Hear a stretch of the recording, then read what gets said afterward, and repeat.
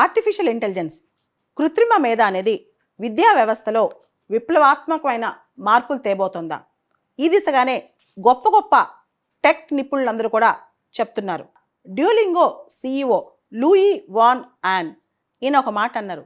భవిష్యత్తులో స్కూల్స్ అనేవి supervisory role మాత్రమే ప్లే చేస్తాయి.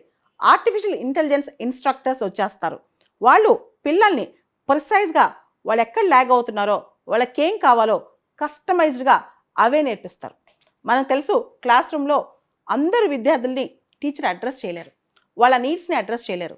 ఒక్కొక్కరికి ఒక్కొక్క రకమైన ఎబిలిటీస్ ఉంటాయి, లెర్నింగ్ స్కిల్స్ ఉంటాయి. దాని ప్రకారం వాళ్ళకేం అవసరమో కస్టమైజ్డ్గా ఏఐ ట్యూటర్స్ వాళ్ళకి హెల్ప్ చేయగలరు. ఇవి రెగ్యులర్ హ్యూమన్ ట్యూటర్స్ కన్నా కూడా ఏఐ ట్యూటర్స్ ఎక్కువగా పర్ఫామ్ చేయగలరు. భవిష్యత్తులో స్కూల్స్ ఉండొచ్చు, కానీ అవి కేవలం సూపర్విజరీ రోలే. ఇవి అతి తొందరలో 5 నుంచి 10 సంవత్సరాల్లో అతి తొందరలో ఇవన్నీ రియాలిటీ కాబోతున్నాయి. సౌత్ కొరియాలో ఒక షోలో పిల్లలందరూ ట్యాబ్లెట్స్లో, అంటే టెక్స్ట్ బుక్స్ ఏమీ లేవు, టెక్స్ట్ బుక్స్ కూడా ఇర్రెలవెంట్ అయిపోతాయి, ట్యాబ్లెట్స్లో చదువుతూ ప్రాబ్లమ్ సాల్వ్ చేస్తూ ఉంటారు.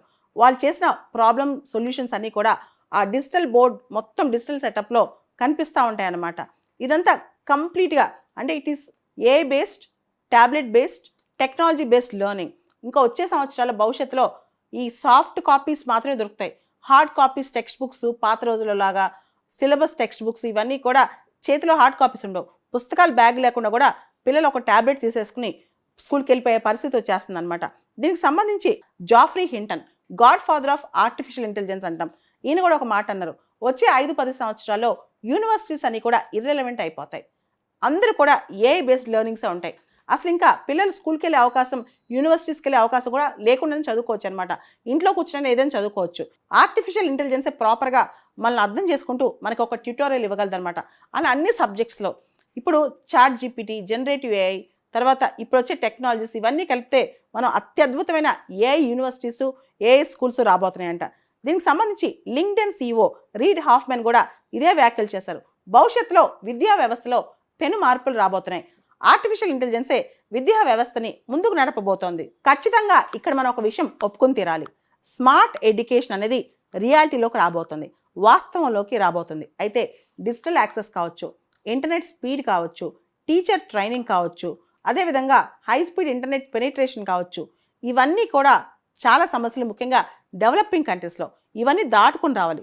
తర్వాత టీచర్ స్టూడెంట్ రిలేషన్షిప్, ఏఐ మన సెన్సిటివిటీస్ని అర్థం చేసుకోలేదు, కానీ ఒక హ్యూమన్ టీచర్ స్టూడెంట్ యొక్క ఎమోషన్స్ కానీ, సెన్సిటివిటీస్ కానీ, వాళ్ళ కల్చరల్ ప్యాటర్న్స్ కానీ అన్నీ అర్థం చేసుకోగలరు అనమాట.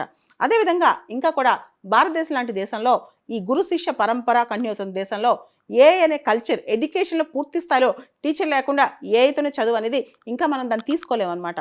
సో ఇదంతా అతి తొందరలోనే మార్పు రాబోతుందని మనకు అర్థమవుతుంది. ఇప్పటి వరకు ఎడ్యుకేషన్లో నాలెడ్జ్, స్కిల్స్ ఇంతవరకే మనం ఆలోచించేవాళ్ళం. మనకు తెలుసు భారతీయత, Indian value system, Indian culture and ప్రపంచవ్యాప్తంగా కూడా వాళ్ళ వాల్యూస్, కల్చర్ ఇవన్నీ కూడా టీచర్ అంటే ఒక ఫిజికల్గా హ్యూమన్ టీచర్ ఇంపార్ట్ చేసినంత ఏఐ ఇంపార్ట్ చేయలేదు. అంటే ఇప్పటి నుంచి ఇంకా వాల్యూ బేస్డ్ ఎడ్యుకేషన్కి, హ్యూమన్ బేస్డ్ ఎడ్యుకేషన్కి, అంటే స్కిల్స్ కానీ, నాలెడ్జ్ కానీ, ఇవన్నీ ఇంటర్నెట్ కానీ, ఏఐ కానీ అన్నీ ప్రొవైడ్ చేస్తాయి. కానీ అంతకు మించి ఒక వ్యక్తిత్వం తయారు చేయాలంటే అది మనుషుల వల్లే సాధ్యం, ఏఐ వల్లే సాధ్యం కాదు. ఎందుకంటే ఏ టెక్నాలజీ అయినా డబుల్ ఎడ్జ్డ్ స్వార్డ్ అనమాట, రెండు వైపులా పదునున్న కత్తి వంటిది.